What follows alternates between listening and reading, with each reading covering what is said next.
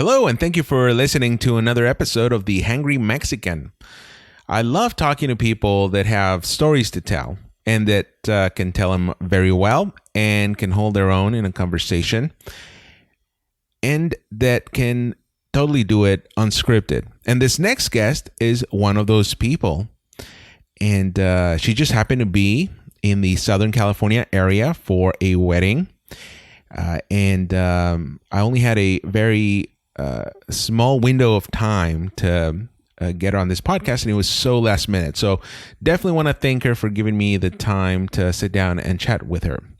Montana MacLachlan was a reporter in Montana. She's a news junkie, but she got out of the news business. Why? Well, we find out in the podcast. She is also the creator of the Snews. You will see what I mean during this interview if you just go to the _Snews, SNEWS, on Instagram. We make reference to it during the podcast. So again, that's the _Snews on Instagram, and you'll see great tidbits of news that are very easy to digest. And we talk about that in the podcast as well. And she also asks me several questions. So you'll get a chance to know a little bit more about me in this episode. Anyway, without further ado, let's get started. So DJ, roll that music.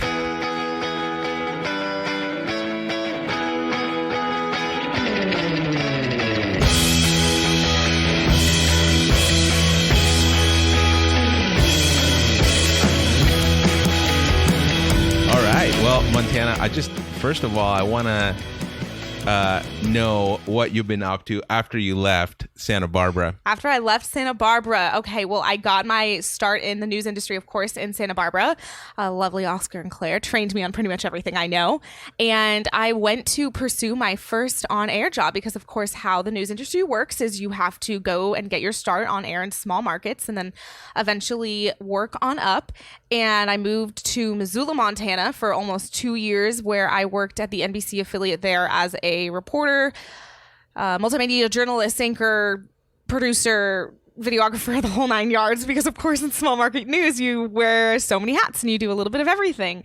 And it was great. It was a grind for sure. It was not the easiest lifestyle as it looks on TV. But it's really a place where you learn all your chops and you get really trained on everything. And so I was there for about 1 year and 8 months. And just before then, I actually was looking to move on and take my next step to the next news market. I was applying for a bunch of jobs, and I actually came back to Santa Barbara for alumni weekend. I think I saw you guys when I was back, and I came to visit KUIT. And something in me kind of clicked. On my way to come back to alumni weekend, about 1.5 years after I'd been living in Missoula, I actually flew to Las Vegas for a day on my way back to Santa Barbara, and I visited the CBS and the ABC affiliates in Las Vegas, and I sat down with their news directors and I got to learn a little bit about each station, and it was, a great opportunity, almost like an in-person interview. And if you want me to interject a couple words of wisdom, I actually think that this could be a good thing to talk about. So yeah, go ahead. I know I'm kind of digressing, but I promise I have a point. I'll get back on it. No worries. And so basically, long story short, I flew through to Las Vegas. I had great interviews there. I ended up getting a job offer at the ABC affiliate in Las Vegas. But then I came to Santa Barbara and I saw all my friends and I saw all the people that I really grew to love over the last several years living in this beautiful place in Santa Barbara. And, March in Montana isn't the best weather. It's very dreary. And I kind of saw this life again that all my friends were living and my family was living, where it was enjoyable and it was fun and people could have a regular job and make a decent living, and it wasn't impossible to get by as it can be in small market news. And I think something in me kind of clicked, and I was like, you know what? I love the news industry. I'm passionate about news, but there is something else out there for me, and I don't think that it is in the local news market. And to be honest, I'm still trying to figure out what that is. I knew it wasn't going to be in local news as much as I love it. In my opinion, it's just an industry where a lot of times people are overworked, underpaid, and underappreciated, to sum it up nicely. And I wanted to explore the other avenues of news consumption, specifically within new digital media. You know, young people don't watch the 5 o'clock news. So how do they get their news? Of course, on their phones. And I felt like there was a market for something that could be relatable for young people and that I could kind of figure out what it was. So long story short, I got out of the news industry in August of 2017. But as I was saying, back to my Las Vegas story, I ended up getting those 2 interviews in Las Vegas, which is tough. Missoula was market 164 and Las Vegas is market 40. I luckily had one connection there. Nia Wong helped me actually get in touch with the CBS affiliate. But word of advice for young people, if you want a job, send a very direct email. I basically knew I was going to be going through Las Vegas. And so I had my reel and I had my resume, and I sent an email to I think 3 of the 4 news directors in Las Vegas. I kind of tracked their emails down online. And in the subject line, Ron Keller, former executive producer at KUYT, gave me this idea. I put a very direct subject line in the email, and I said, "We'll be in town April 26th. Would love to meet up." So essentially, if you are trying to get an interview somewhere and you need to communicate to somebody in another state or another city, just be direct. Tell them you want to meet in person. Ask them to get coffee. Tell them when you're going to be in town, even if it's just for a day. But make a point of trying to meet people in person because it makes a world of difference. And the ABC News director got back to me, and he was fantastic, and I was able to go and meet him in person. I spent 6 hours basically at the station, met everybody in the newsroom. It was awesome. I really vibed with everybody, but like I said, at the end of the day, I chose to get out of news, and ultimately, I think that's how I ended up getting the job offer. It's not easy to make a jump from market 164 to market 40 because there's a lot of learning in between that happens, but it's just building those personal relationships and meeting people in person. So that's my little tidbit about why it's important to maintain important relationships and how to potentially get a job. But back to kind of what I've been doing the last couple of years. So yeah, I moved back to Seattle with my lovely boyfriend, Tyler, who was also working at the NBC affiliate in Montana with me. And we didn't have jobs when we moved back to Seattle. We kind of just left cold turkey. And that was tough for a little while. Job searching is not an easy process. But we both ended up landing great jobs with different Microsoft vendor companies. And so I've been working in marketing on the Bing marketing team on a program called Microsoft Rewards, or Microsoft's loyalty program, for about the last year and a half. And Tyler has been doing awesome, and he got a job doing social media for Microsoft with a different vendor company. And it's been great. And it's kind of been, the last year and a half has been this time where I feel like we are figuring our life out individually and together. We moved in together, and that's been fantastic. Everything's going great there. But professionally, it's been a challenge to rediscover what your passion is. I don't know if that's anything that you've ever experienced. You might be going through it right now. I know you're going through a job transition yourself, Oscar. Yeah. I think it was, 2014 is when I actually started doing digital, I guess, professionally. And it was I was a little nervous changing careers, being a news photographer and then moving on to digital, but I wasn't, I always, one of the driving forces behind certain decisions I make in my career, especially, is just kind of thinking ahead, with if or when I have kids, I want to be able to look them in the eye and tell them that I wasn't afraid to try new things, whether it succeeded or whether it failed. And that's why I accepted a job that took me away from my hometown. And at the same time, it's not that far. So, it puts me in a better position in life and gives me new opportunities. And I know a lot of people get paralyzed by fear. So actually, I was wanting to ask you, when you actually got out of news completely or altogether after your stint in Montana, was it scary for you? Or what was your feeling and reaction to that?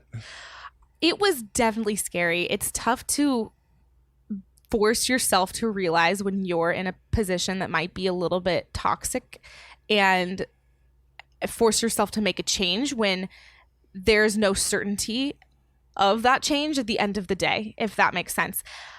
When I chose to leave, like I said, I didn't have a job lined up, and I didn't know where I was going to go. We honestly Tyler and I wanted to go to San Francisco at the time, and then we became more realistic and we're like, okay, we can't really afford that. We might as well go back to Seattle where my family is from and find our footing there. And we realized, we had family connections and everything in the Seattle area where it would be easier for us to get jobs through that. And it worked out for now, but it is very scary. Like you said, I think a lot of people have paralyzing fears of making big life changes. And for me, I really strongly believe that people need to put themselves outside of their comfort zones in order to grow.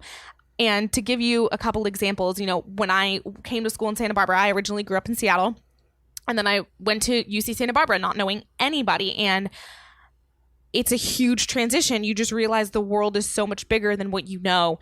And there's so many other different people out there and things to learn. And it's challenging to move to a new place where you don't know a soul. But I think it makes you grow so much as a person, because you might have a great group of friends in one city, and then you move to another city and you're forced to build a life for yourself, essentially. And it's a really fantastic growth opportunity, in my opinion. And then I did the same thing too when I moved to Montana. I honestly think it takes about 6 to 8 months, if you're somewhat of a social person, to finally feel comfortable living in a new place. And then when I moved back to Seattle after living in Montana, again, like I wasn't super close with anybody from high school. My family was, of course, in Seattle, so that helped. But Tyler and I were coming back together. And so we also were forced to put ourselves in this position and build a life together. And that helped our relationship, but it also helped us grow again as people. And I think it's really important that people are able to push themselves and make those tough decisions, because you can't achieve anything by just sitting there and hoping something changes. You have to actually make the changes for yourself, and then you'll see results. Does that make sense? Oh, yeah, no, totally makes sense. There's a lot of, I've seen a lot of people that have just given up in the news industry in particular because, you're at lower markets and, life is difficult. And then they move on and maybe they get out of the news business altogether. And then they find that they can become fully realized as a person after they leave the news industry. And, for me, for a long time, I was contemplating that too. What else is up? In fact, I got into news not really knowingly wanting to get into news. It kind of was like an accident. I just kind of fell on it. I was studying my dream was always to go out to LA and work behind the camera, maybe doing shows or shooting movies or something, and then news just kind of fell on my lap, and then I fell in love with it, and I just kept doing it and doing it and doing it. And even now, I think that if I ever got out of news completely, let's just say, I don't know, I get to retirement age and just got out completely, I still would have that itch for news. And I think that's one of the things that happened to you. You got out of the news industry, and then you still had an itch for it. Right? So then that's where the Snews came. So for everybody just listening to this, what is Snews? How did that idea come about? And how did everything work out? Yes, I would love to talk about it, because it, like you were saying earlier, things that you stumble into, that's how I started the Snews. And just to echo your point, yes, leaving news leaves you with an itch that you can't scratch if you are very passionate about the industry. My former executive producer in Montana, Cindy Kors, she bet me when I left that I would be back. She's like, you're not going to be gone for long. I just know you. And I don't know, maybe she's right one day. But anyway, so long story short, moved back to Seattle, started working in marketing, and I thought I was always going to be great. But then I realized it forced me to rediscover my passion for news, that I think I had become a little bit jaded just because of the situation that I was in. But then I realized, oh, wow, I really love the daily churn. And you work in news, you know that it's so exciting to be on the cusp of what's happening. Yeah, you're like the guardian of information, and that's a title not to be taken lightly. But you grow to really appreciate it, and it's almost like a drug. If you're really passionate about news, it's no matter what you do in life, you're still gonna have this element of the adrenaline rush. Exactly. Yeah, especially breaking news. You can be working a 12-hour day out on a fire and something happens. And if you have that news switch in you. You'll be like, I don't care how many hours I work today. I just need to get the story, and I need to beat the competition, and I need to do a good job and serve your community at the end of the day. Let people know what's happening. It just feels really empowering. Exactly. And I miss that feeling. Yeah, and that was one of the things that I really loved, switching or going from being a news photographer on the field every day to doing digital, because and this comes back to a point you made earlier, where a lot of people now are getting their news on their mobile devices. Yes. And so I really felt passionate to deliver that information first off in the day. No longer I'm a little bit impatient sometimes when it comes to certain things. So really, you don't say. But why would I want to stay until the 5 p.m. news when it's 8 in the morning right now? Especially in bigger markets, you get more newscasts around the clock. But in smaller markets, it's gonna be like the morning show and then evening show, exactly night. Right. And I really wanted to get the information out there, so that's why I decided to go into the digital space, because a lot of people are getting their information there a lot faster than anything else. So why not deliver information that's as accurate as possible and factual, and just get it out there. And in many instances, it saves people's lives too, because of the just the immediacy that information comes out. But I want to ask what then went through your mind when you created the Snooze, and how did that idea come about? Yes. Okay. So let's get into the Snooze. And for the listeners, the Snooze is an Instagram account as of right now that I started. It's THE_SNEWS is the Instagram handle.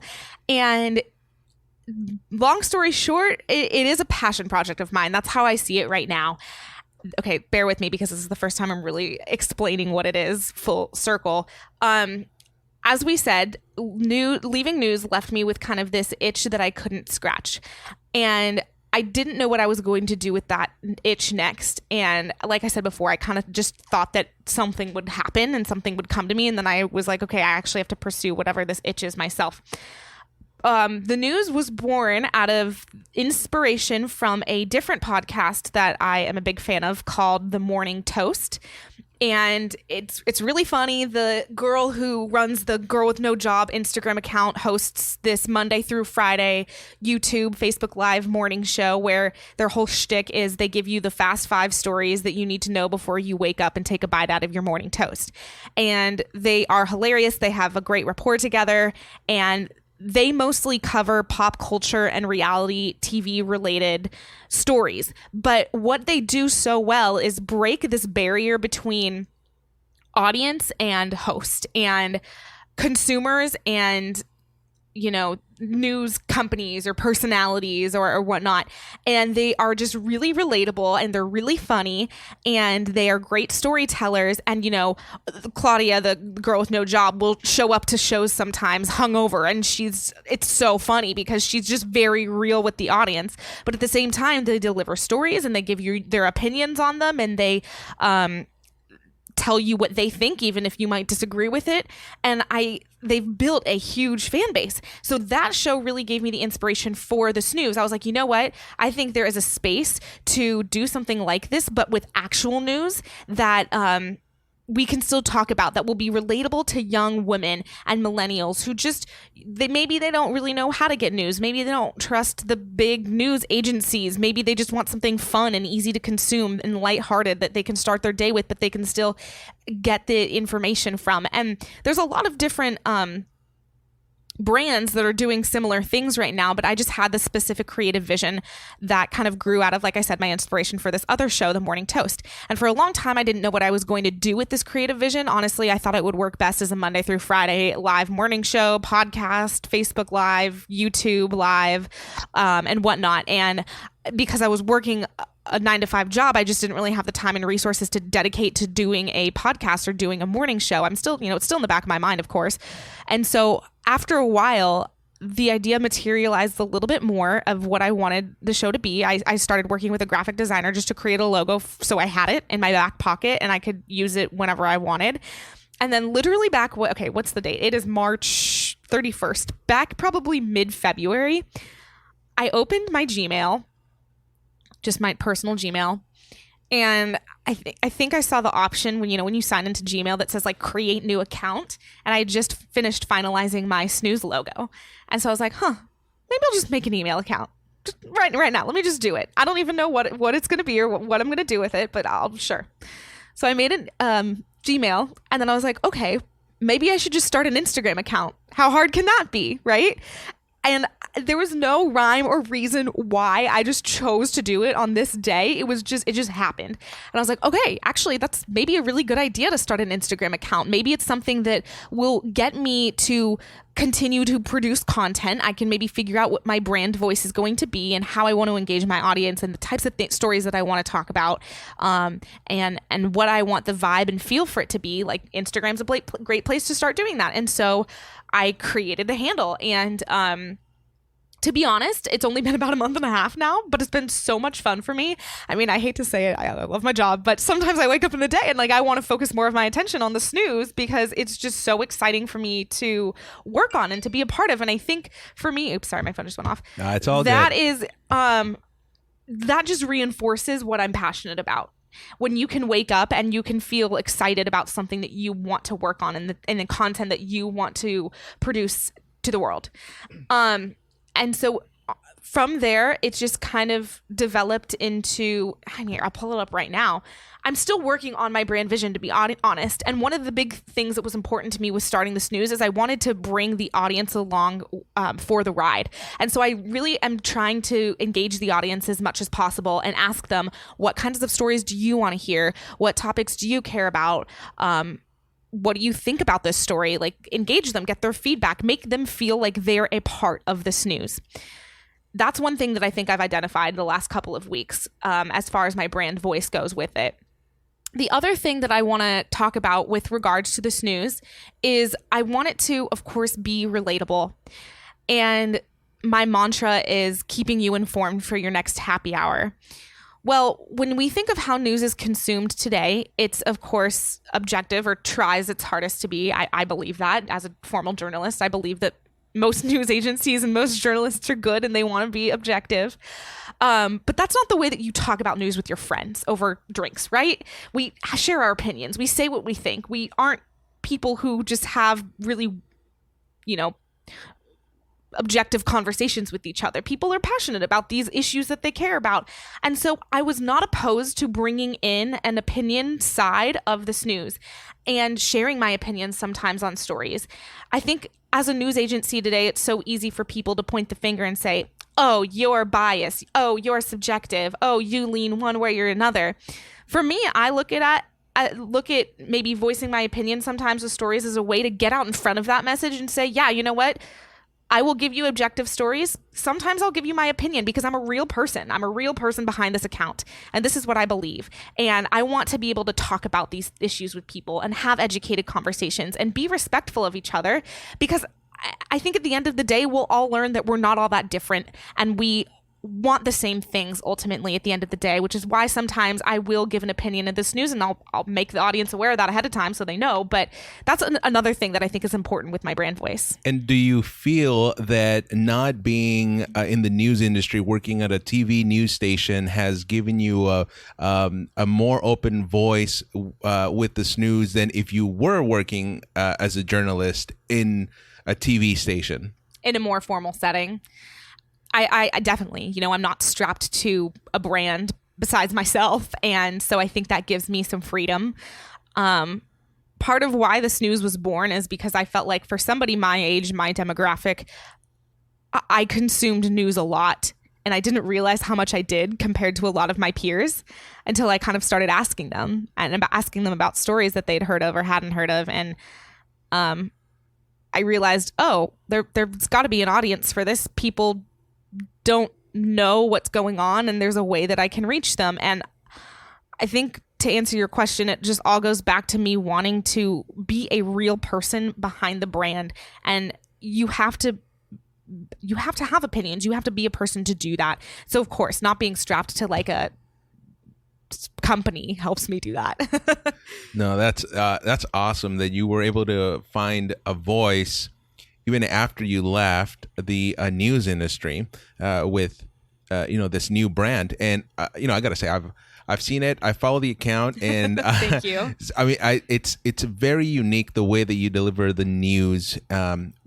It's very graphic driven, and there's a ton of chuckles to be had when you look at. Yes. Yeah, it's very easy to consume the stories that you put out there. It's not like you're covering every single story, but there's important topics that I think resonates with a lot of people, especially the younger people. Right. I try to pick stories that I think that people should know about, or stories, honestly, that I care about. And I'm still trying to identify how to best represent stories on the brand. Like you said, it's very visually driven. So my theme color is pink because to me, my target audience would be women ages 18, 19 through maybe 34, around there. And so I want it to be funny. My writing, as you mentioned, is I try to be witty and I try to bring humor into it, but I also just really try to digest things and break them down, because sometimes I feel like complicated stories in the news, and I'll give you some examples, can become so convoluted with just what the headline is of the day, but there's a much bigger story there. So Venezuela, I've been starting to do these deep dives. I did one with Michael Cohen and his testimony. I did one with Venezuela recently. People might have heard that Venezuela's been in the news, but they don't really know why. They don't know the story behind it. They don't know why they should care. They don't know what's important. And so I've started to do these deep dives, which I really didn't think would resonate with the audience as much as they have, because it's a lot of text. But I break it down, or I try to break it down in very simple terms and in simple language. So just to give you an example, I'm just going to pull up the post on my page right now. So the Venezuela deep dive starts with, the post that was promised, because I'd been teasing it on my Instagram story for a while. Venezuela, well, get ready, because this will open up a big can of worms. By the end of this, you might just get hired as NPR's next international correspondent. Okay, how do I explain this simply? Basically, Venezuela is going through a huge humanitarian crisis right now. I had to explain what that is to my sister this morning. So it mostly means that people are starving, no food, no water, no infrastructure. No one can afford anything.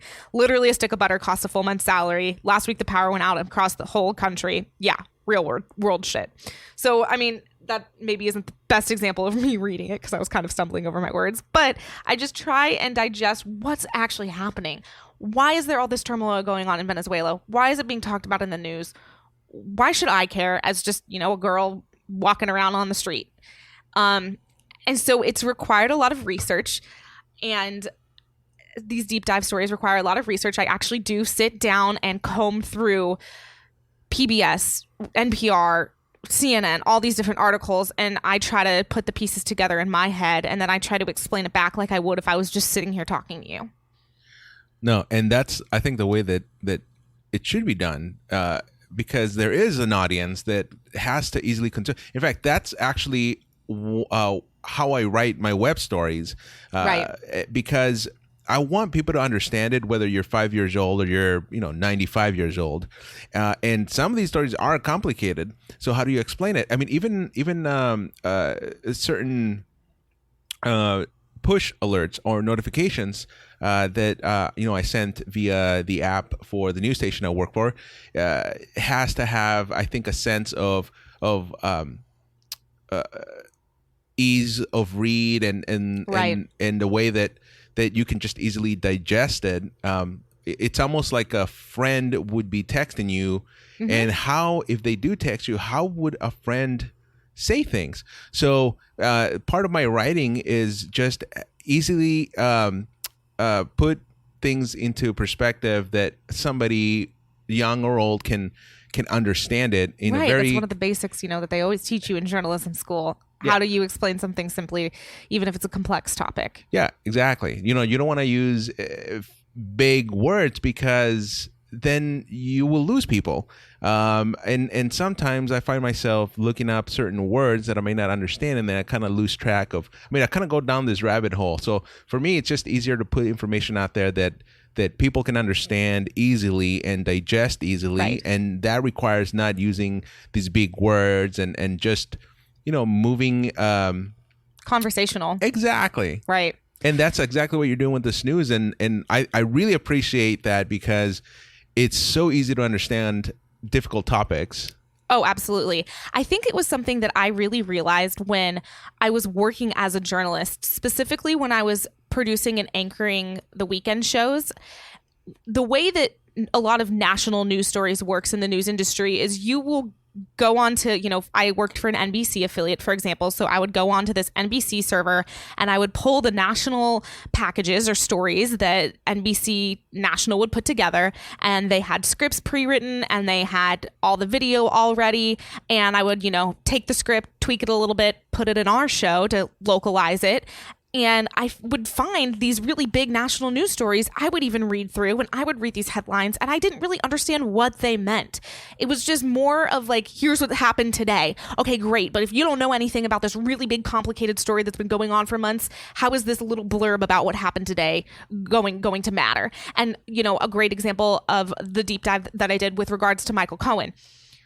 I try to think of it like if I was my sister who's, sorority college girl consuming it. What does she know about Michael Cohen? I don't know. Something regards to President Trump. Who's Michael Cohen? Right? Okay. So I take her perspective and I'm like, per my target audience, that's probably how a lot of people feel, right? They don't really know who Michael Cohen is. They maybe heard his name. They don't understand why he's important or why he's testifying to Congress. And so I take that and I try to just really dumb it down in layman's terms, but in a way that's funny and girly and has references that you might get. I will say my brand voice has also really been inspired by The Skim, which you might have heard of, and another brand vertical that I've been following called the Betches Sup. The Betches, they're kind of a media brand. They started a podcast and Instagram called The Sup. But how I envision the Snews is slightly different. The Skim does a really great job of staying objective. They're very unbiased and that's their brand voice. The Betches Sup leans more left and they don't really post news stories that are happening today on their Instagram account. And so for me, I wanted to go to Instagram because I wanted to meet the audience where they're already at. Everybody's already on Instagram. And so when you're scrolling through your news feed, how do you find what news stories are going on, right? And so both those brands have really inspired, I think, my voice and my look and my feel, but I still felt like there was a hunger and there could be an audience and there could be an interest in the perspective that I have to give. And also the other thing with the Skim and the Betches Sup is, they don't really have brand personalities behind their platforms, which is fine. That's their choice to do that. But I felt like I wanted to make it a real person behind the Snews. So I can help bridge the gap between audience and host. So I think that's kind of part of my brand voice too. And it's been fun to try and figure out. I'm still working on it. That's awesome. And, I kind of want to go back to the beginning, as they say, Yes. Every hero has a beginning. And I want to go back to the very beginning when you were just a little girl.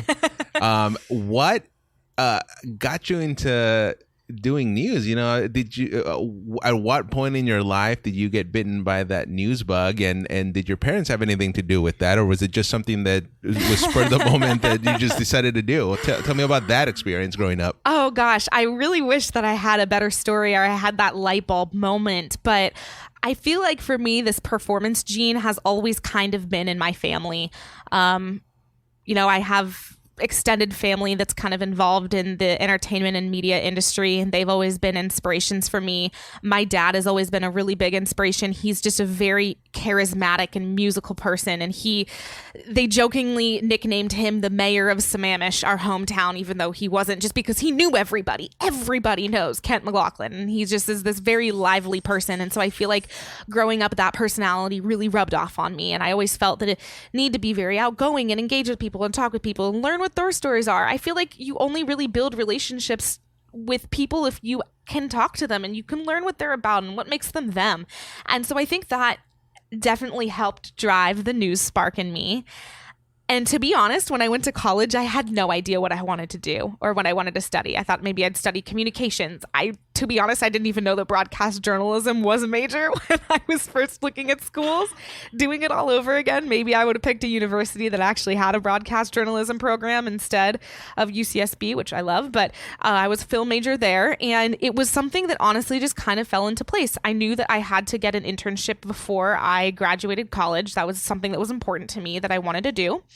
And so, what better thing to do than start local? There was a girl that I knew who was in my sorority who had interned at KEYT in Santa Barbara, the ABC affiliate. And so she kind of set me up, got me some contacts, and that's where I started my first internship. And I will say it was a little tough at first. I didn't realize how on people are all the time when you work in the news industry. You always have to be paying attention, and it can be very exhausting. And it was long days, and I had some great mentors though when I started that first internship. So it really was something that just kind of fell into place, and it felt right. Once I started to do it more often, I felt like, okay, this is a place where I can really start to express myself. And to be honest, I just loved consuming news. I loved knowing what was happening and feeling like I could be that vehicle to tell people what was happening in the world and what was important. I always felt like I'd been somewhat of a strong communicator and was articulate, and I felt like that was playing to that strength. And then when I started my first internship, I had some great people who took me under their wing and mentored me. One, of course, being your wonderful wife, Claire. She really taught me my news chops as far as how to approach news mentally. It's tough when you get in the industry. You don't realize how many moving pieces are going on behind the scenes. And Claire is the most organized person I've ever met. And she just knew exactly what she was doing. And she was so patient with me all the time and was willing to take time out of her day to sit me aside and just help me digest what I was looking at. So Claire was fantastic. Another person who has just rocked my world since the beginning is Victoria Sanchez.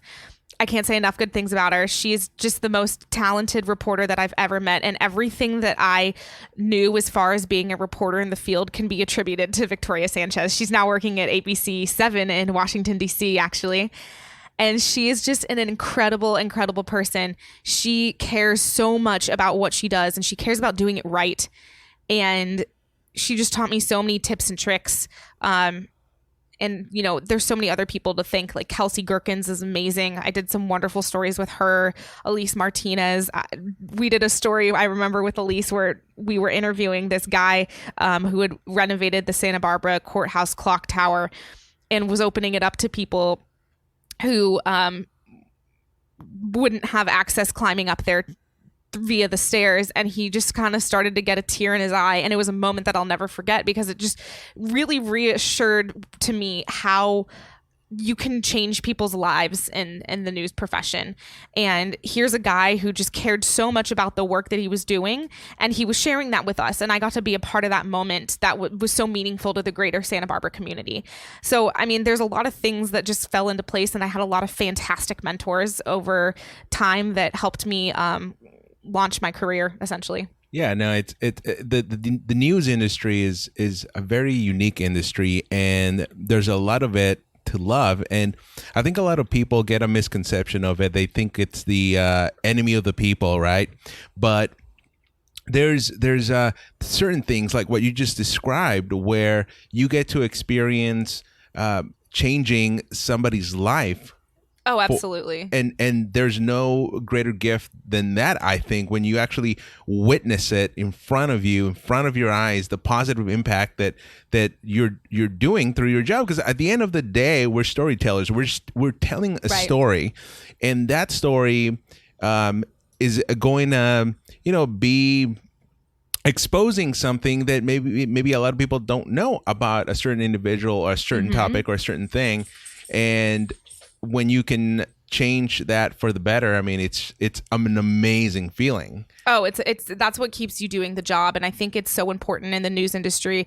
A lot of people look at it, and on the surface, it just looks like, okay, you're talking head on the screen for a couple minutes a day. But behind the scenes, what you don't see is just all the legwork and the blood, sweat, and tears that goes into getting that story on air at the end of the day. And it's not easy work, especially working in small market news, but it's the most rewarding work.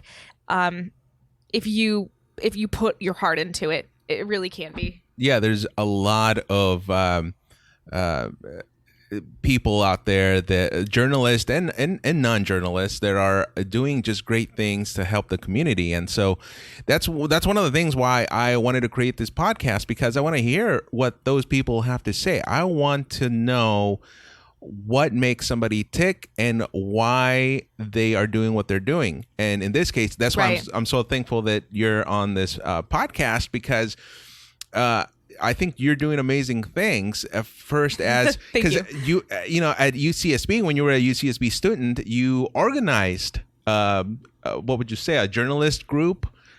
I did. Oh, good memory. Yeah. It was called, I don't think it's still going on anymore. I think it maybe lasted 2 years, but it was called The Newsroom. And it was this weekend that I'd put together at UCSB where we invited different professionals from print and broadcast journalism around the Santa Barbara area to come and speak a little bit about what it's like to be in the news industry. And you know what's amazing is I do still keep in touch with some of the people who attended that weekend workshop, and some of them are working in the industry still. And the reason I did that was because UCSB does not have a broadcast journalism department, and I wanted to bring the knowledge of journalism to students who were interested, and I had met several who wanted to learn more, and so I felt like organizing that weekend opportunity would be a great idea. Yeah, and I think that really gave the opportunity to a lot of these students to be exposed to news, and a lot of them actually came out and are doing great things right now. Oh, and amazing things, yes. And it's because, well, it's thanks to you, really. You're the one that organized this workshop, and you know, I was part of it. I came in as a guest speaker, and it was I could tell the passion that all these students had. And I'm a UCSB graduate as well, and one of the things I would have loved to do is just taking a journalism class there. But you're right, I think they're just slowly now starting to get into offering some journalism classes there. But really, I think you were the first driving force behind having something like this that introduces students to news, or that news world at UCSB. And yeah, I mean, you just did a fantastic job with that. Thank you. Yeah, it's, you know, at the end of the day, I am still figuring it out. And I think that's the message here is thank you for all your kind words. I appreciate it. And I do feel accomplished that I've done some great things in the past, but there's more great things to be had ahead in the future. And I'm not going to act like it's always easy, because it's not. And I think the last year and a half has been trying on myself personally, because while my personal life has been more stable and rewarding, and it's just been wonderful to be near family and good friends the last couple of years, and all of that, I think I'm still trying to discover who I am professionally. And there's a lot of people where it's easy to compare yourself to, who just immediately get out of college and they fall right into what they're supposed to be doing. And there's a natural upward trajectory. And I thought that was going to be news for a long time. There's a lot of opportunities to move up and move forward. And then when I discovered that maybe that wasn't the best avenue for me, I really had to do some soul searching to figure out what my next steps were going to be. And I'm still doing that. I think the Snews is a great stepping stone. It's a great start. I have a big vision for it. One day I would love for it to be a Monday through Friday podcast or web show or something. But, you know, for right now, I'm still figuring out what that's going to be, even career-wise. And, you know, I'm in this great marketing job right now, but I want to continue to progress and move forward. So I'm still figuring it out. And I think that's what everybody is really doing in life. Everyone's still figuring it out, whether they act like it or not. Who is your biggest inspiration in your life? Great question.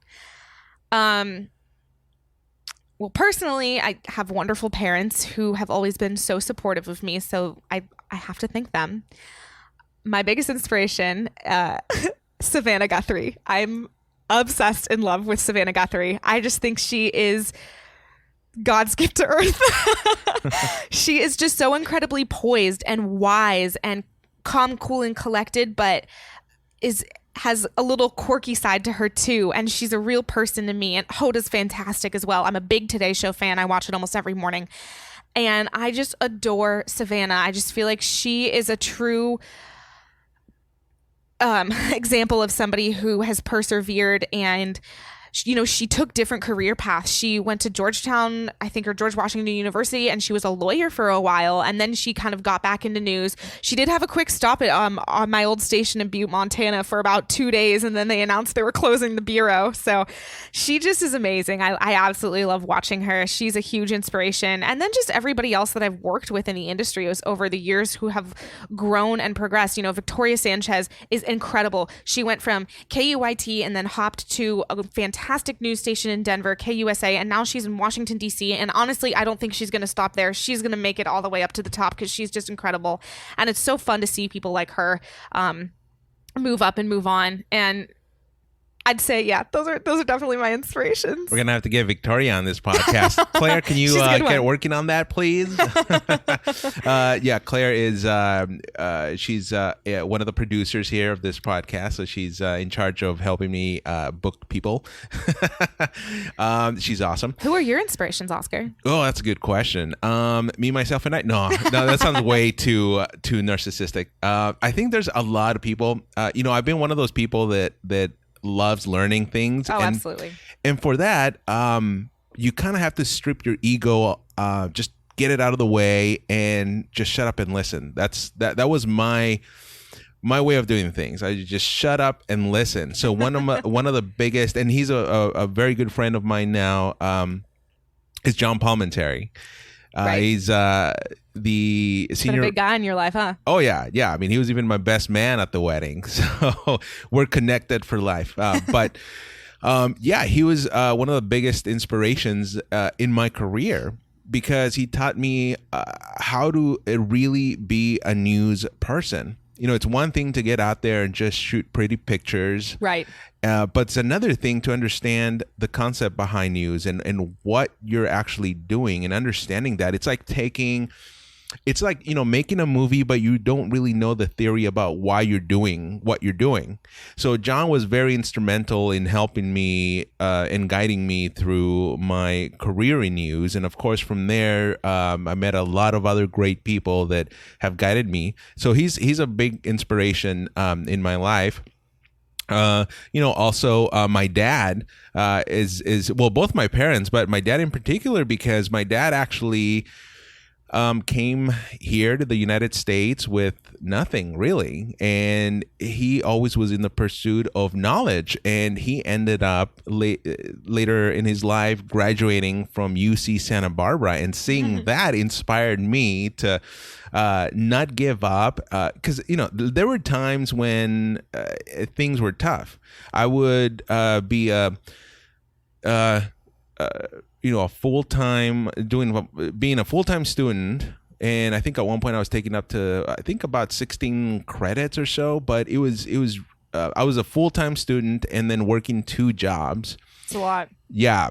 I rarely slept, but at the same time, I didn't want to give up because my dad had gone through the ringer before and he came out on top. And so I wanted to do that too. I didn't want to disappoint him. And so he was a big inspiration in the driving force behind my education and finishing it up.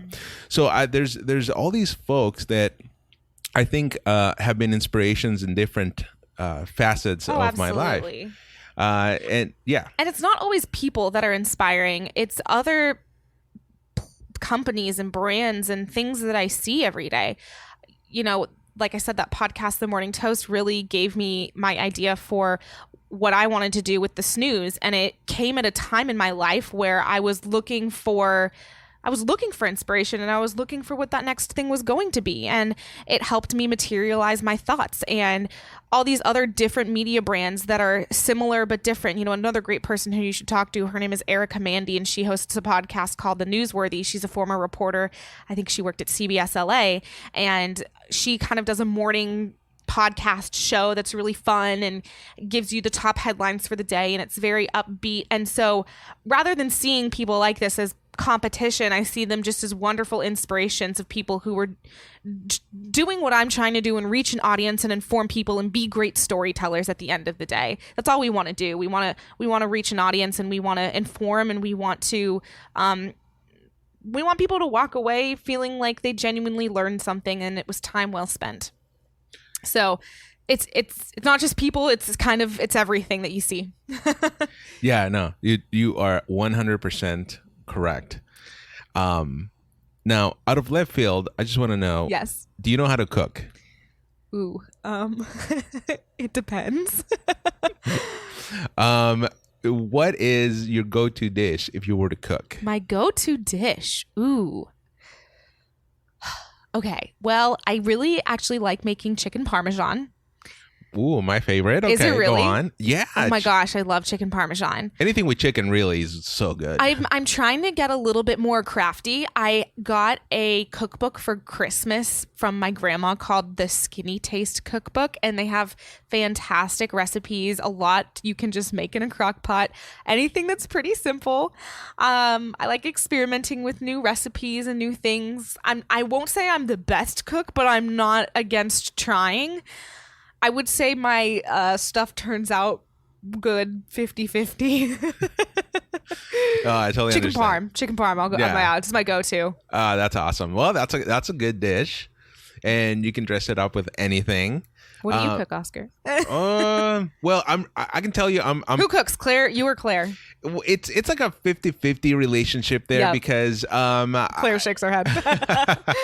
Yeah, because I am good at grilling things. Okay. I think as most guys are, but I'm trying to teach Claire how to grill too, just in case she ever wants to grill and I'm not there. I love grilling. It's hard though. Yeah, it takes skill. It's all about timing. That's a secret. All about timing. But yeah, so I know how to grill things and then how to make good breakfasts. And the breakfasts actually come from my inspiration. That's the thing. We were talking about inspirational things. And for me, breakfasts were inspired by all these movies that I would see. So it's usually American breakfast. Like you got your sausage and your eggs and whatever else, your toast. So I know how to make really good breakfasts, especially a breakfast sandwich. And Claire just absolutely loves my breakfast sandwiches. But I don't know how to cook on the stove or even the oven. I guess now I'm getting a little better at cooking things in the oven and following instructions because in my whole life, I think I'm at a point where I'm a little bit more patient now with things. Oh, yeah. So now I can read, the steps and the guides and kind of follow those. Before I would just like I'll just throw it in there and I'll just put some time and see what comes of it. But baking also is not a good strength for me. No, Tyler and I have been really into watching the Great British Baking Show on Netflix. I don't know if you've seen it or heard of it. I've heard of it, yeah. It's fantastic. And it just makes my mouth water. And so for my birthday last year too, he actually got me a cookbook from the first season of that show, and I've tried to make a couple things, maybe 2 or 3 things, but it's tough because all of the measurements are on the metric system, and so it's like grams. I'm like, I don't have a kitchen scale. I'm just gonna eyeball this. But it's fun. Do your parents help you at all with any of this, or maybe you have impressed them with the cooking? I don't know how they are with cooking. Oh my gosh, no, my parents are off living their own lives. I swear. We live maybe 15 minutes from them and we see them a decent amount, which is great, but they have very busy, vibrant social lives themselves. I think I've cooked for them maybe once. And I don't even define it as cooking for them because my dad just went to Costco and picked up some crab and seafood. Now, are you a big family person? Do you guys get together for like family barbecues and whatnot? We do. One of my favorite things that we've been doing recently. So my parents just sold our childhood home this past July. Ooh, how was that? Was that tough? Oh, it was not as tough as it was going to be. I'd like to ask my sister that question because she had just moved away and gone to college. And I feel like when you go to college, you want to be able to come home and go to your home. And she did not have that same opportunity. And she goes out of state. She goes to school in Missouri, and my family is from Seattle. And so when she comes home, she isn't coming home to, her home. And I loved doing that when I was in college. And so, for me, it wasn't that bad because I had already been out of the house for several years. I think the thing that I miss the most is just the serene quietness. Our house kind of backed up to a closed hole on a golf course and had a forest behind it. And so you just had this really quiet peacefulness that you don't get other places in the city. But now my parents are great. They moved into downtown Bellevue. They're in this apartment. It's a beautiful view. Speaking of grilling, my dad always grills, and he kind of uses it as a social hour. And like I said, he's very gregarious, and so he just has made a ton of friends from going up and grilling for half an hour at night. He should have his own show. Honestly, he's talked to me about it, and I don't really know much about podcasting, so I don't think I'm that much of a help. But so we've been getting together as a family, and my parents, now that they're in this new place, have a huge, beautiful kind of community TV room that they can rent. And so for a lot of Seahawks football games, go Hawks, we're big fans, they will rent out that room and get all of our family friends together, and we'll, watch the Seahawks games, and it's great. And just have a couple beers, cheer on the Seahawks. Oh, no, it's a good time. Yeah, that's awesome. And when you and your sister were kids, were you guys a very tight knit family? I mean, how was talk to me about your best childhood experiences. Wow, look at all these questions. Yes, I'm a couple years older than my siblings, so I have a younger brother and sister, and I'm about 4 to 5 years older than my brother, and then my brother and sister are back to back, like barely even a grade apart. And so I was always kind of at a different phase in my life than they were growing up. And I think that made me a little bit more independent because, of course, your parents' focus is going to be on the younger two because they need it a little bit more. And so, when I was in middle school, they were early elementary school. And then when I was in high school, they were kind of just starting junior high. And so we do have a little bit of an age gap. My sister and I are definitely closer. We definitely fight like sisters, that's for sure. We actually just got in a fight like a couple months ago, and we didn't talk for about 3 weeks, but we're all good now. We made up. But it just happens. Oh my gosh, it was the dumbest thing. It was an Instagram photo that she posted of herself in this cute red jumpsuit, and I asked her where she got it, and she was kind of making fun of me, calling me names, and it just blew up. It was a silly Instagram situation. And calling each other names and just being sassy about fashion as we do, like to steal each other's clothes. But no, family, we're good. We're a very loud, very gregarious family. We're all very different. I am definitely the most, I'd say I'm the most outgoing between my brother, sister, and I. I would say, no offense to them, I would say I'm the warmest. And yeah, definitely most outgoing and talkative. I would also say that I'm the most sensitive too. My brother, he's, the middle kid, and he is studying at UC Boulder in Colorado, doing business. He loves real estate. He loves learning about the stock market and finance. He was always the quiet one, and I think it was because he was kind of sandwiched between these two sisters who had very loud, gregarious personalities. I keep using that word, but I just don't even have another word to describe it. And so he is a little bit more reserved. And then my sister is pretty outgoing, but she's just a little sassy. She's the sassy one. And she doesn't take crap from anybody. That's awesome. That's the best way to describe it. You're like a well-rounded person. Like yeah. Best of both worlds kind of thing. And do you guys ever go camping? Well, you could not find my mom caught dead going camping in a tent. However, it's funny that you bring that up. So another great family tradition, since we're talking about family, we love country music. And every summer we go to this big country music festival 3-day concert at the Gorge Amphitheater in Central Washington, right above the Columbia River. And I have been going since high school. Gosh, I want to say I've been maybe 5 or 6 times now, and it's really turned into this fun family tradition that we do every year with a bunch of our great friends. Camp down in Crescent Bar. My parents actually rented one of those huge RVs. Like we what's that movie? We literally looked like the family from the Griswolds. Oh yeah. That was actually us. And my dad parked it right in front of our driveway, and he had this big straw hat on, and he had one of those cheesy like Uncle Sam USA t-shirts on. He was like ready to go. And so I would say we more glamp. But that's about as close to camping as we get when we go to this big country music concert. It's so much fun though. What's your favorite country music? My favorite artist? Yeah, your favorite song. Ooh. And artist too. Ooh. Okay. Oh gosh, I go through so many different phases. I love Dierks Bentley. They're a classic. I've been on a Casey Musgraves kick lately because her new album, I don't know if you've listened to it, is incredible. Every song on there is just like headbanger. So Blake Shelton performed last year at Watershed, and I really didn't think that I was going to be that into it, but he just played jam after jam after jam. So, you know, Blake Shelton's good, easy listening to music.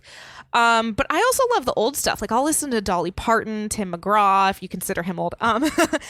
And really anything. I love a good twang. Love the Dixie Chicks.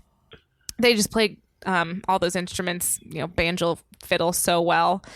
Love some bluegrass. You can really jam too. Get down. Yeah. I know I'm girly, but like I just love that. That's what I love living in Montana for, is I love just having good, clean American fun. Yeah. Now, for people that don't necessarily know you, would you describe yourself as being, that girl that loves wearing dresses and looking good and putting on makeup, or the girl next door wearing jeans and doesn't care what you look like when you go out as long as you smell good? Well, you probably know the answer to this question already. I do, but for all of our listeners out there. Okay, well, I'm definitely going to say I'm a little bit more of the bougie one compared to a lot of my friends. However, like I said, I'm not opposed to just getting down and dirty. My favorite thing to do when I lived in Montana was grab a $10 inflatable tube from the hardware store, drive out to East Missoula on Tamarack Road, put your inner tube in the water, buy a 6-pack of beer and float down the river and, you know, bring a little waterproof speaker and blast some country music. I mean, that's all I need to be happy, to be honest. And those are always going to be some of my most cherished memories. So I can hang, but yeah, I like getting dressed up. I like doing my hair and makeup. It's kind of therapeutic. That's awesome. Well, and just talking about Montana too, real quick, since I've never been, it's one of those places that I want to go visit. But how was that experience?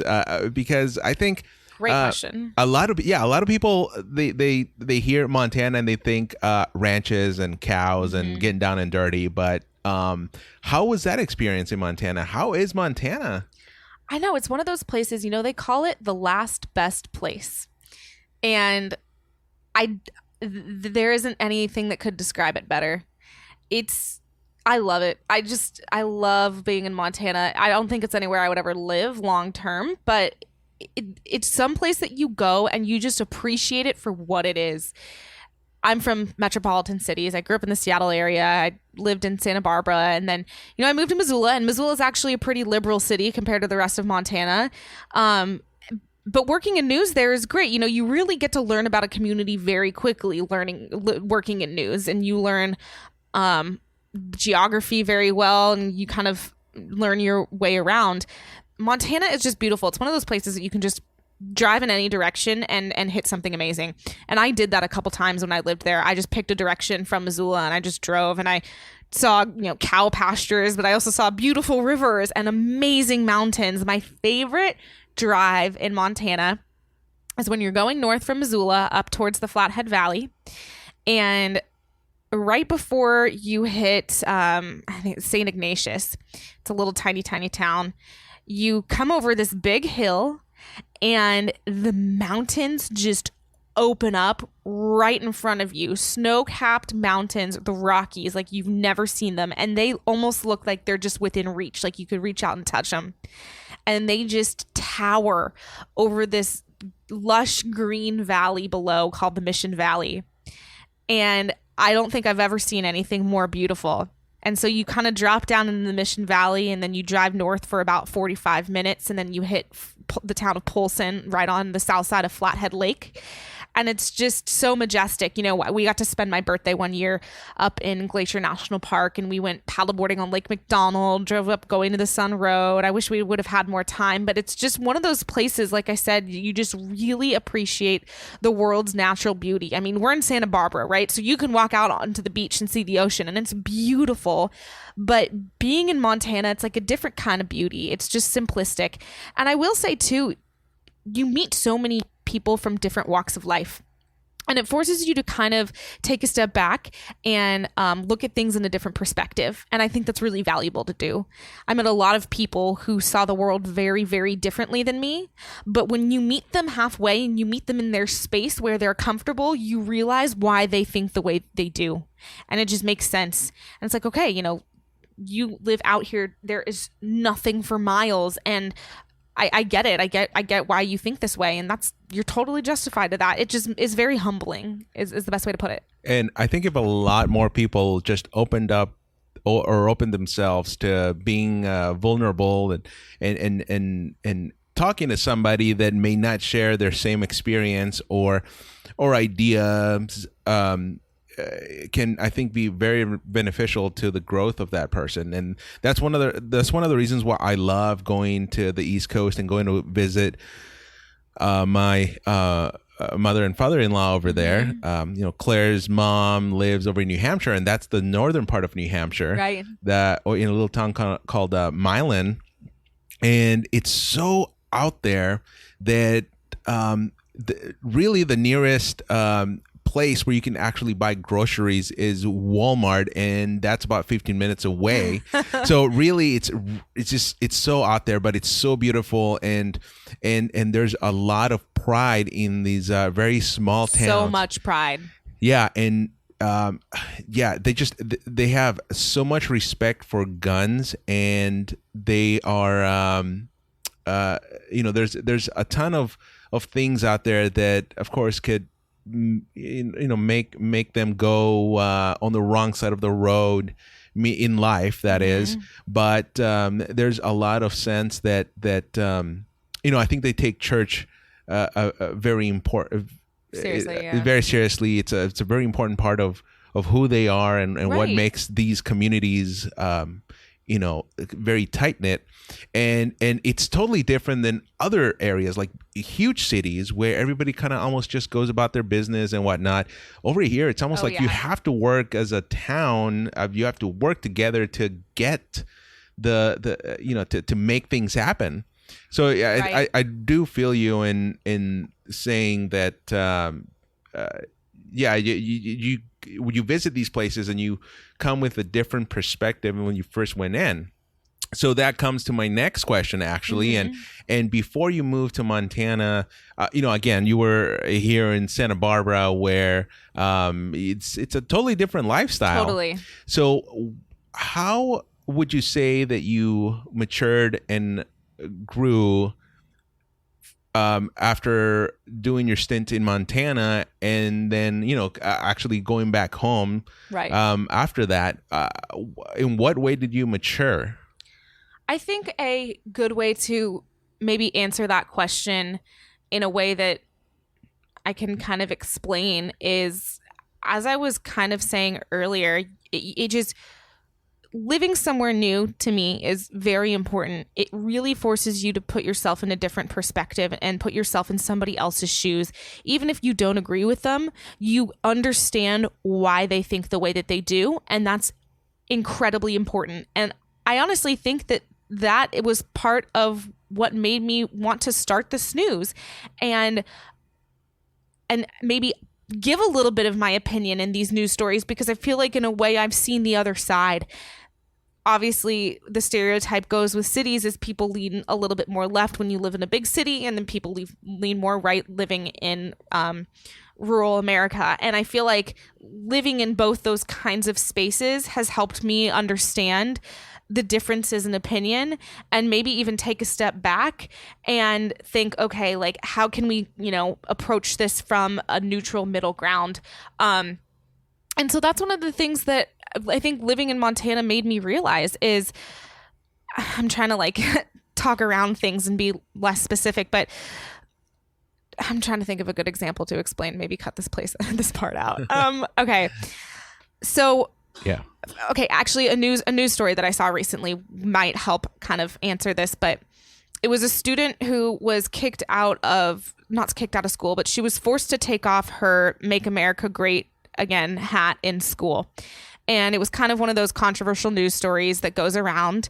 And honestly, I could kind of understand both sides. And I knew from living in Montana that the rights perspective was, well, it's a piece of clothing. Like, she has every right to wear it. And I think the point I'm trying to make is, like, they're very big on fundamental rights that people are given, which is great. People should care about those things. But then, I also understood the other side of that story of, like, okay, is this really going to be like a divisive piece of clothing that's going to cause a lot of issues in schools? Is it something that's going to potentially turn into an unsafe situation? Like, that's something that school administrators have to think about. And so for me, that was like one example. I know that's not the best example, but it's one example of a news story that you see that's often so divisive, but it gave me the mindset to take a step back and look at it from both sides and understand why each side maybe feels the way that they do.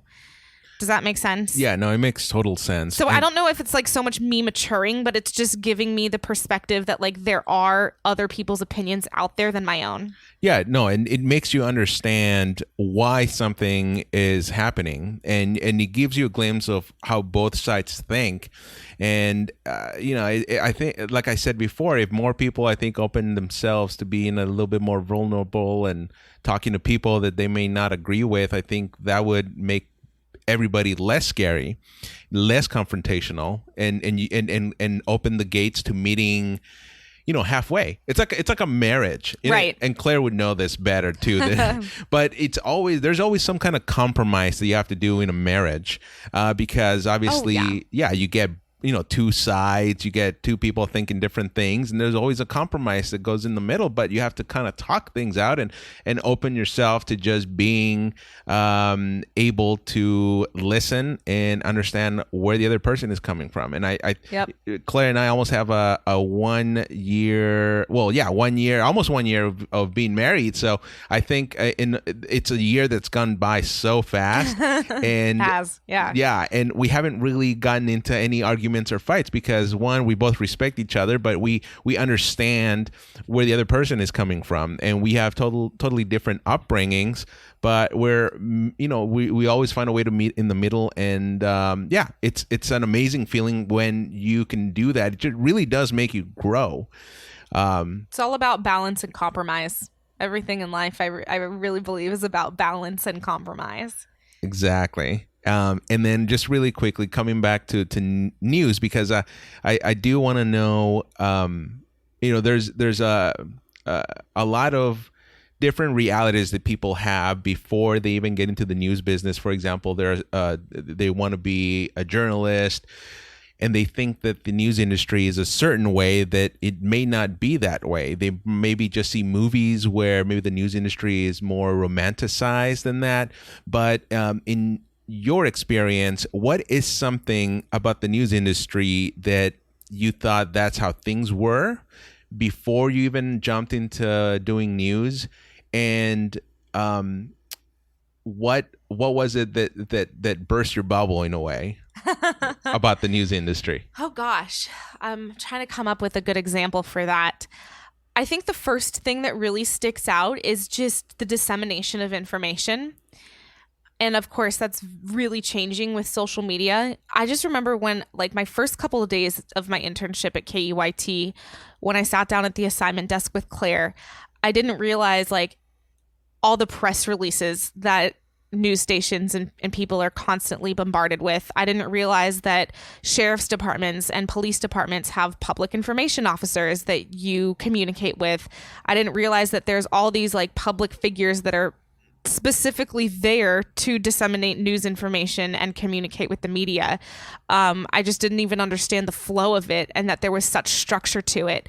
I think TV, like you said, working in news is very glamorized a lot of times, and it's very, very stressful. You have to be able to separate your emotions. Sometimes you have to perform well under stress and pressure. I think that's something that the news industry really teaches people how to do. I knew it was going to be stressful, but I didn't realize the kind of stress that I would experience. Deadline pressure is intense. Let me try and think. Other things that maybe, like, changed my perspective. Just working in small market news, I think so many of my family friends think, oh, you have a photographer, you have a videographer with you every day, you have a hairstylist, you have a wardrobe stylist. Like, you have none of those things, actually. Working in small market news, you do it all. You are your camera person. You set up your interviews. You have to develop a network of contacts that you can rely upon to draw story ideas. You have to pitch story ideas. I think that was something else, pitching story ideas, that I didn't really realize was such a big thing. I just figured, oh, you wake up one day and news just happens and it's just there and you just cover it. But days aren't always like that, and you have to actually come up with news stories yourself and come up with angles, and that can be very challenging to do every single day, and it can be kind of exhausting. Sometimes, you just pray for breaking news to happen to give yourself a story. And what was the last straw that basically made you want to get out of the news industry altogether? I think it was an accumulation of things. I don't want to talk ill on some of the people that I worked with before, but small market news is tough. And I think that it's important to remember that people are people, and that processes and structures and positive communication matter. I think there was some of that that went into it. I just don't even know if there was a last straw. It was just exhausting. And to be honest, for me, like a lot of it was about the money. And I hate to say that, but like, you need to be able to support yourself. And I think that's something that the news industry really doesn't, the local news industry right now really doesn't have a great grasp on. I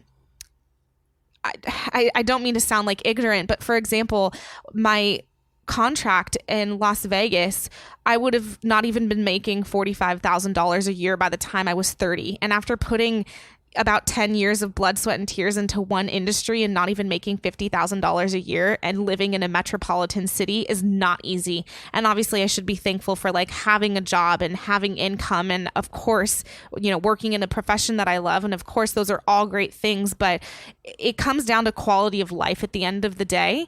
And I think that work was my life, and I needed to balance it, and I needed to find other things that made me happy. And so it was kind of an accumulation of things, but that was a big part of it. It's tough. Yeah. And I hear you on that. And I think that and working 12-hour days too. And okay, to be frank, sorry, I know that. It's all good. For everybody listening here. We got Claire and our little dog Sandy here. Housekeeping brought us chocolates. Hershey Kisses. Shout out to the West Beach Inn. So, it's really though, specifically, like, I was living in Missoula, Montana, right? I was fresh out of college. I was making $21,000 a year. People hear that and think that that's like below poverty level. $21,000 a year with a very expensive 4-year college degree was just not going to cut it. Working 12-hour days and sweating and carrying 40 pounds of gear, trudging through 4-foot deep snow by myself in the middle of nowhere with no cell phone service. Like, it's only sustainable to do that for so long, and working in like 0-degree weather. And I know those are the conditions in Montana, and things get better as years go on, but you have to have a line. You have to have a line for yourself and say, is this the kind of life that I want to be living? Is this the quality of life that I need? And for me, that line just kind of got drawn. And, I just realized that there were other professions out there and other things that I could be doing where I could still get that news fix and fulfillment, but I could be maintaining a standard quality of life. Well, and that's one of the reasons why I'm so thankful that the digital space has become a way for a lot of people to actually create something, and if they can monetize that, great. But it definitely brings you a sort of satisfaction where like in your case, you're able to work a regular job that pays good money, and then still be able to get your news fix, all because of the ease of the technology now. And even now, this podcast, what we're doing now, that we got ultra portable equipment here that I can take anywhere on the road and make a podcast out of it, because the technology now is there, and the digital space has opened up to just everybody, not just a specific group of people. Oh, absolutely. There's so much room for creatives these days. There's so much room to express yourself and rediscover and find what you're passionate about. Yeah, I work a 9-to-5 job. That's great. But I also have the snooze on the side, and maybe one day it'll become something more. And it's so fun to see everybody just really expressing themselves. And it's another way to learn new things. And you can never stop learning. You have to always continue to be a student of the world. Awesome. Well, finally, and you know, you're a very interesting person. I just feel like we just barely scratched the surface here. we may have to do like another follow up later. Yeah, exactly. But ask me in a year where Snews is at, right? Exactly. We'll have you back in a year. But I'd like to end the podcast with people's biggest pet peeves. So in your case, Montana, what is your biggest pet peeve? I think I have a note on my phone. Or pet peeves too. It can be more than one. Okay, let me look up. I actually think that I have some written down. I'm a very big list maker. And I'm bad at impromptu questions sometimes. Pet peeve. Bad slow drivers are just the worst. I think we can all agree on that one. I hate it when I get dirt under my nails. So I constantly pick at my nails because I just can't deal with it. I hate when I have chapped lips. Like I can't focus on anything else besides finding chapstick when I have chapped lips. I know these aren't really pet peeves, but these are just things that bother me. I'll have to get back to you on that one. I don't have very good answers for it right now, but there of course are things. What are yours? Do you have any? Yeah, definitely one is when people are trying to talk to me when I'm hangry. And you know, because when I'm hangry, I just kind of shut down and trying to conserve energy. Tyler is the same way. The same way. Yeah, that's probably one of them. I have several ones, but that's one of them. In fact, that was the inspiration behind this podcast. So that's why when I start feeling a little hungry, then I know it's time to end it.